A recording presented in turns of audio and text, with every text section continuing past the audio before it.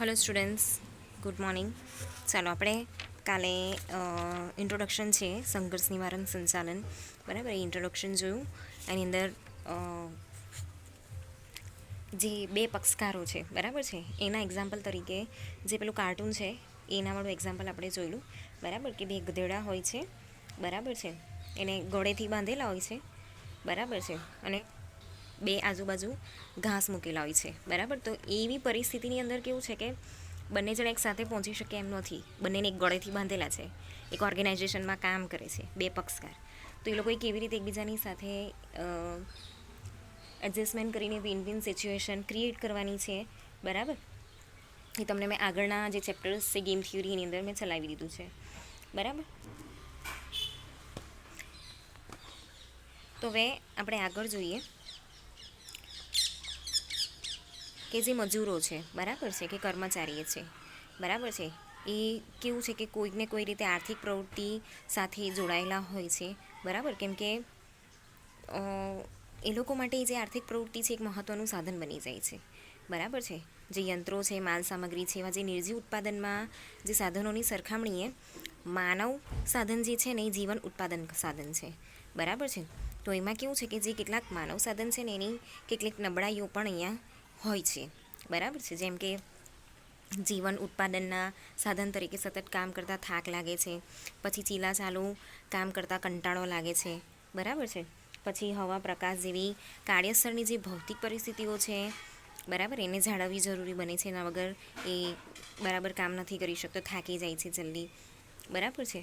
તો અહીંયા કેવું છે કે માણસ છે ને, બરાબર, એ શ્રમને એકત્રિત નથી કરી શકતો. એને કેવું છે કે આમ ભેગું નથી કરી શકતો, એનું સંચાલન નથી કરી શકતો, બરાબર છે. કે ભેગું કરીને પછી પાછળથી હું એનો યુઝ કરાય, એવી રીતે આપણે એનર્જી સેવિંગ નહીં કરી શકીએ. ઓકે. તો એક આખા દિવસની અંદર જે એ કામ કરે છે, બરાબર, એટલું જ એ કામ કરી શકે છે. ઓકે. તો એમાં કેવું થાય છે કે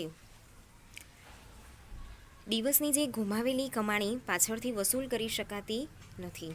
તો વધુ પડતી બેરોજગારીની પરિસ્થિતિમાં મજૂરનું શોષણ થવાની પૂરી સંભાવના રહેલી છે, બરાબર. બેરોજગારી હોય તો કેવું છે કે લોકો સસ્તામાં બી કામ કરવા અહીંયા તૈયાર થઈ જાય, તો અલ્ટિમેટલી મજૂરોનું શોષણ થાય, બરાબર છે. તો એની અંદર શું થાય, એ લોકોને નીચો પગાર મળે, લાંબા કામના કલાકો હોય, પગાર સહિતના અઠવાડિક રજા જે હોય એનો અભાવ હોય, રજા નહીં મળે.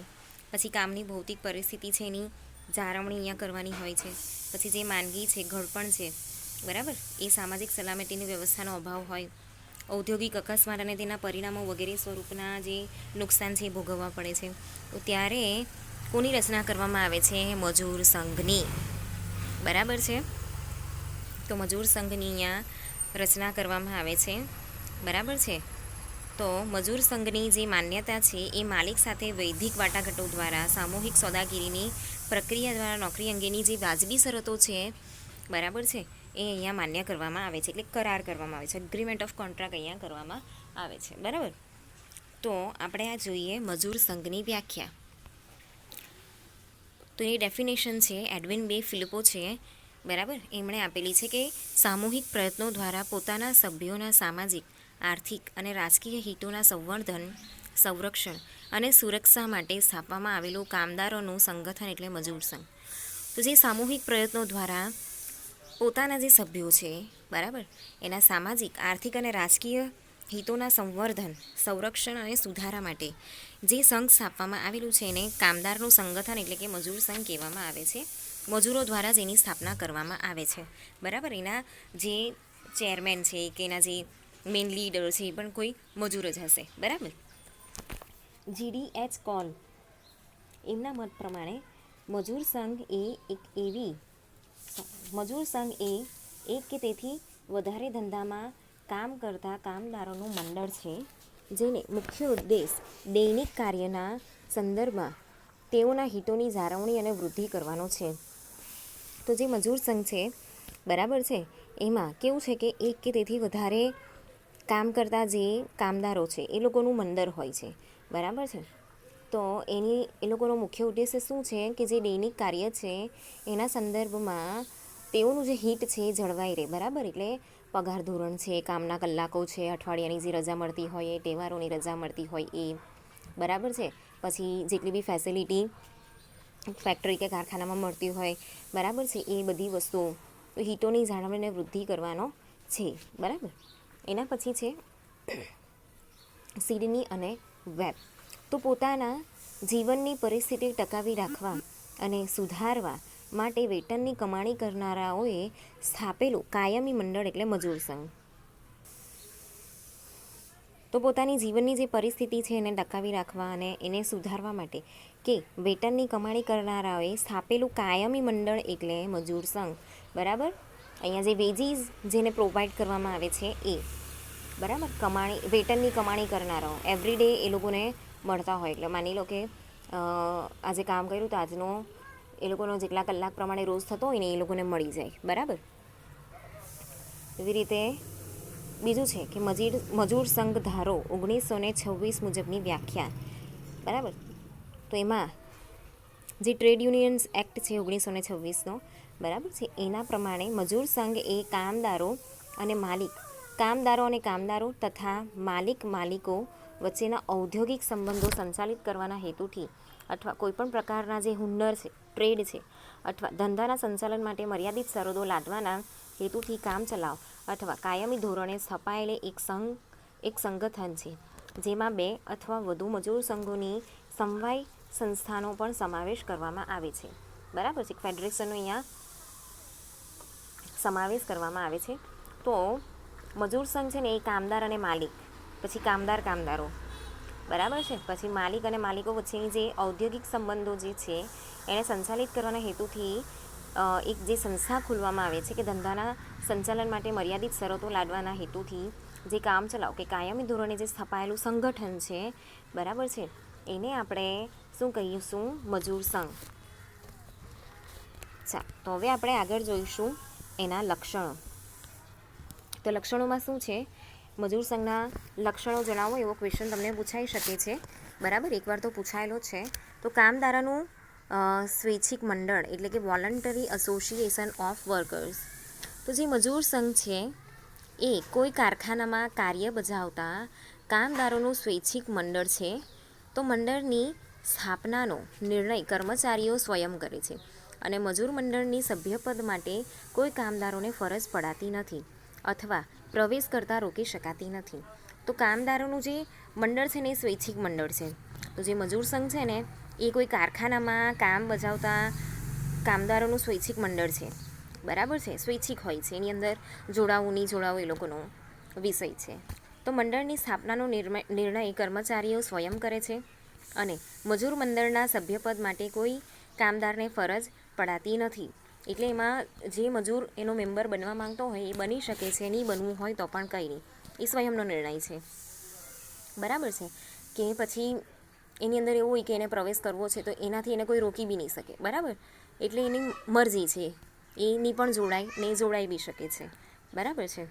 એના પછી છે કે મજૂર સંઘનો ઉદ્દેશ સભ્યોના આર્થિક, સામાજિક અને રાજકીય હિતોનું સંવર્ધન કરવાનો છે. એટલે કે promotion of economic, social and political interest of workers.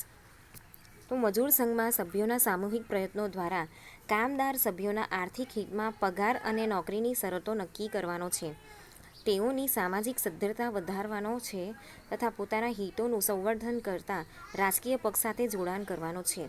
તો અહીંયા કેવું છે કે જે મજૂર સંઘ છે એનો મુખ્ય ઉદ્દેશ શું છે કે સભ્યોના આર્થિક, સામાજિક અને રાજકીય હિત જે છે એને સેવ કરવાનો છે. બરાબર છે. એને પ્રમોશન આપવાનું છે. બરાબર. એને પ્રમોટ કરવાનો છે. તો જે મજૂર સંઘ છે એના જેટલા બી સભ્યો છે એ જે સામૂહિક પ્રયત્નો દ્વારા જે કામદાર સભ્યોના જે આર્થિક હિતમાં પગાર છે કે નોકરીની શરતો છે, બરાબર છે, એ બધી વસ્તુ જે છે અહીંયા નક્કી કરવામાં આવે છે. મેં તમને કીધું ને કે લોકોનો પગાર હોય, જે રોજ મળ્યો હોય તો રોજ કેટલો હોવો જોઈએ, એ બધી વસ્તુ અહીંયા નક્કી કરવામાં આવે છે. બરાબર. તો એ પ્રમાણે અહીંયા નોકરીની શરતો જે છે એ નક્કી કરવામાં આવે છે. તો તેઓની સામાજિક સદ્ધરતા વધારવાનો છે. એ લોકોની જે સામાજિક સદ્ધરતા છે, હવે એ લોકો ઇકોનોમિકલી ઉપર આવે ને તો જ સામાજિક રીતે એ લોકો ઉપર આવી શકે. બરાબર છે. તથા પોતાના હિતોનું સંવર્ધન કરતા રાજકીય પક્ષ સાથે જોડાણ કરવાનું છે. એની અંદર કેટલાક રાજકીય પક્ષ જે છે એ પણ એમની સાથે જોડાયેલા હોય છે.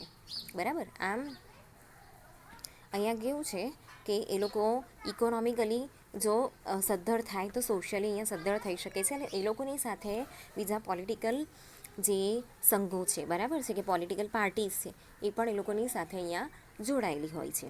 એના પછી છે મજૂર સંઘ એ કાયમી મંડળ છે, એટલે કે પરમનન્ટ એસોસિએશન છે. તો જે મજૂર સંઘ છે એ કામદારોની કોઈ કામચલાઉ સમસ્યાના ઉકેલ માટે રચાતું મંડળ નથી, બરાબર, કોઈ કામચલાઉ મંડળ નથી, એ કાયમી છે. માની લો કે કોઈ પ્રોબ્લેમ થઈ ગઈ, બરાબર, કોઈ હડતાળ પાડી દીધી, તો એના માટે મજૂર સંઘ રહીશું ને પછી એને ફરીથી શું કરી દીધું, ડિસોલ્વ કરી દીધું, એવું નહીં.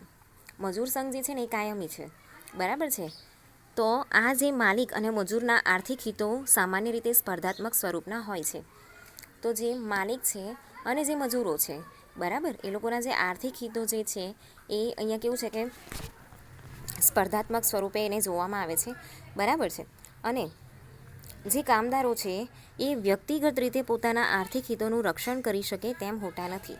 કેમ કે જે મજૂરો છે, બરાબર, એ જે કામદારો છે એ સૌથી નીચેના લેવલની અંદર કામ કરે છે, જે પેલું પિરામિડ બતાવેલું ને એમાં એ લોકોની ઉપર બીજા બહુ બધા જે સિસ્ટમ છે આખા એની અંદર બહુ બધા કામ કરતા હોય છે, બરાબર છે. તો અહીંયા એ લોકોનું આર્થિક હિતોનું રક્ષણ એ લોકો જાતે કરી શકતા હોતા નથી. તો આવી પરિસ્થિતિમાં જે મજૂર સંઘ છે એની જે સ્થાપના છે એ કાયમી ધોરણે અહીંયા કરવામાં આવે છે. તો મજૂર સંઘ એ મજૂર કાયદા હેઠળ નોંધણી થતાં સભ્યોની અલગ એવી કોર્પોરેટ અસ્તિત્વ ધારણ કરે છે, જેને કાયમી વારસો જાળવી શકાય છે, બરાબર છે. અહીંયા મજૂર સંઘ જે છે, મજૂર સંઘના મજૂર કાયદા હેઠળ અહીંયા નોંધણી કરીને સભ્યો અલગ રીતે કોર્પોરેટ અસ્તિત્વ ધારણ કરે છે. ઓકે, એના પછી છે મજૂર સંઘ એ કોર્પોરેટ સંસ્થા છે, એટલે કે કોર્પોરેટ બોડી છે, બરાબર. તો મજૂર સંઘ એ કોર્પોરેટ સંસ્થા છે, જે તે દેશના મજૂર સંઘના કાયદા હેઠળ મજૂર સંઘની નોંધણી કરાવવી ફરજિયાત છે. એટલે લીગલી એનું રજિસ્ટ્રેશન પણ આપણે કરાવવું પડે છે, બરાબર છે. કોર્પોરેટ સંસ્થા એને ગણવામાં આવેલી છે. અને આવી જે નોંધણી થતાં મજૂર સંઘ સભ્યોથી અલગ સ્વાતંત્ર્ય અસ્તિત્વ એ ધરાવે છે. તો જો એ રજિસ્ટ્રેશન કરાવે ને તો મજૂર સંઘના જેટલા બી સભ્યો છે, બરાબર, એ અલગથી પોતાનું સ્વતંત્ર અસ્તિત્વ અહીંયા ધરાવે છે. તો ભારતમાં જે મજૂર સંઘ ધારો આવેલો 1926ની અંદર, એટલે અંગ્રેજોના જમાનામાં આ ધારો આવી ગયેલો, બરાબર. અને અત્યારે પણ એ છે, ત્યારે એ મજૂર સંઘની જે સ્થાપના છે, બરાબર, ત્યારથી એ કરવામાં આવે છે અને અત્યારે પણ એ થાય છે, બરાબર. એના પછી છે કે મજૂર સંઘની સ્થાપના એકમ કક્ષાએ, ઉદ્યોગ કક્ષાએ, રાજ્ય કક્ષાએ, રાષ્ટ્રીય કક્ષાએ કે આંતરરાષ્ટ્રીય કક્ષાએ પણ કરી શકાય છે, બરાબર છે. તો મજૂર સંઘની જે સ્થાપના છે એકમ કક્ષાએ, એટલે કે તમે જે કંપનીમાં કામ કરો છો, જે ઓર્ગેનાઇઝેશનની અંદર કામ કરો છો, બરાબર છે, ત્યાં એ લેવલે પણ તમે બનાવી શકો છો. કોઈ ઉદ્યોગ કક્ષાએ બી બનાવી શકો છો, બરાબર છે. એક આખો ઇન્ડસ્ટ્રીયલ એરિયા હોય એ વાઇઝ પણ તમે બનાવી શકો છો. એવી રીતે રાજ્ય વાઇઝ પણ હશે, રાષ્ટ્રીય કક્ષાએ બી હશે, બરાબર. આપણે ત્યાં છે જ રાજ્ય કક્ષાએ બી છે અને રાષ્ટ્રીય કક્ષાએ બી છે. હવે આંતરરાષ્ટ્રીય કક્ષાએ પણ હોઈ શકે છે. તો વળી મજૂર સંઘનું સભ્યપદ વ્યક્તિગત કામદાર તરીકે મેળવી શકાય છે. તો મજૂર સંઘનું જે સભ્યપદ છે ને, બરાબર છે, એ અહીંયા કેવું છે કે કામદાર તરીકે તમે ત્યાં નોંધણી કરાવી શકો છો, બરાબર.